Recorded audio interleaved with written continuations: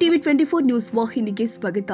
ನಿನ್ನೆ ಬೆಳಗಾವಿ ಸುವರ್ಣ ಸೌಧದಲ್ಲಿ ನಡೆದ ಕೆಡಿಪಿ 3ನೇ ತ್ರೈಮಾಸಿಕ ಸಭೆಯಲ್ಲಿ ಪಾಲ್ಗೊಂಡು ವಿವಿಧ ಚರ್ಚೆಯಲ್ಲಿ ಪಾಲ್ಗೊಂಡು ನಂತರ ನಮ್ಮ ನ್ಯೂಸ್ ಸಮೂಹದ ರಾಜ್ಯ ಉಪಸಂಪಾದಕ ಬಸವರಾಜು ನಡೆಸಿದ ಸಂದರ್ಶನದಲ್ಲಿ ಮಾತನಾಡಿದ ಕರ್ನಾಟಕ ಸರ್ಕಾರದ ವಿಧಾನ ಪರಿಷತ್ ಸದಸ್ಯ ಶ್ರೀ ನಾಗರಾಜ್ ಯಾದವ್ ವಿವಿಧ ವಿಷಯಗಳ ಬಗ್ಗೆ ಮಾತನಾಡಿದ್ದಾರೆ. ವ್ಯಕ್ತಪಡಿಸಿರುವುದು ನಿಜ ಮತ್ತು ಜಿಲ್ಲಾಡಳಿತ ಅದಕ್ಕೆ ಸ್ಪಂದಿಸ್ತೀನಿ ಮಾತನ್ನು ಹೇಳಿದೆ.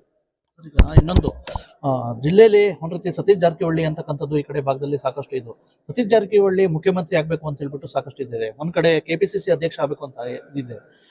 ತಾವು ತಳಮಟ್ಟದಿಂದ ಪದಾಧಿಕಾರಿಯಾಗಿ ಬೆಳೆದು ಬಂದವರು, ಸಿದ್ದರಾಮಯ್ಯ ಅವರ ಒಂದ್ ರೀತಿ ಪರಮಾಪ್ತರು. ಈ ಬಗ್ಗೆ ತಮ್ಮ ಅಭಿಪ್ರಾಯ ಹೆಂಗೆ ಸರ್? ನನ್ನ ಅಭಿಪ್ರಾಯ ನಾವೆಲ್ಲರೂ ಒಂದು ಕುಟುಂಬದ ಸದಸ್ಯರ ಕೆಲಸ ಮಾಡಬೇಕು.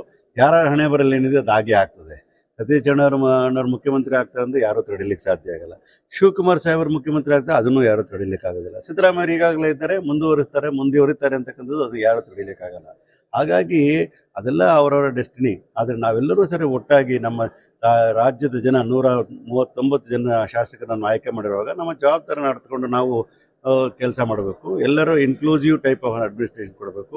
ಸತೀಶ್ ಜಾರಕಿಹೊಳಿ ಅವರು ಖಂಡಿತವಾಗ್ಲೂ ಇವತ್ತೆಲ್ಲ ನಾಳೆ ಮುಖ್ಯಮಂತ್ರಿ ಆಗ್ತಾರೆ. ಇನ್ನೊಂದು, ನಿಮ್ಮ ಅಭಿಮಾನಿಗಳು ಸಾಕಷ್ಟು ಬಂದಿದ ತಕ್ಷಣ ಸಾಕಷ್ಟು ಅಭಿಮಾನಿಗಳನ್ನ ಸೃಷ್ಟಿ ಮಾಡ್ಕೊಂಡಿದ್ದೀರಾ. ಒಂದ್ ರೀತಿ ಪ್ರಗತಿ ಪರ ಚಿಂತಕರನ್ನ ಒಳ್ಳೆ ಅಭಿಮಾನಿಗಳನ್ನ ಸೃಷ್ಟಿ ಮಾಡ್ಕೊಂಡಿದ್ದೀರಾ.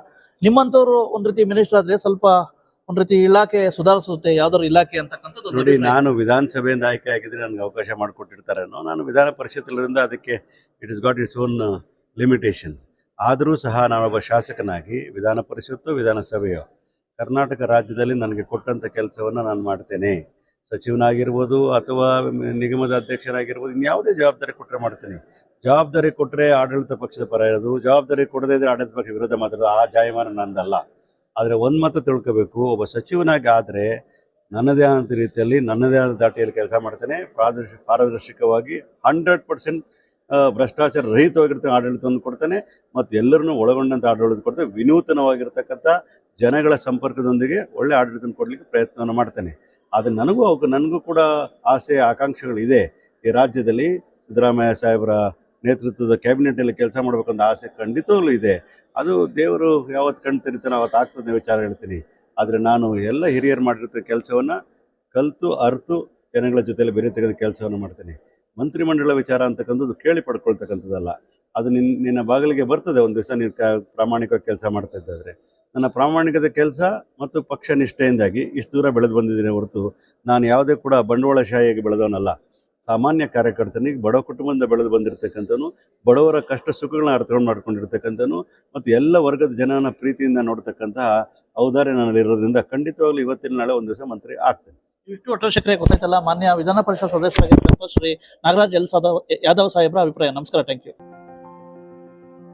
ಕನ್ನಡಿಗರ ಮೆಚ್ಚಿನ ನಿಮ್ಮ ಟಿವಿ 24 ಕನ್ನಡ ನ್ಯೂಸ್ ವಾಹಿನಿ ಇದೀಗ ಟಿವಿಯಲ್ಲಿ ಲಭ್ಯ.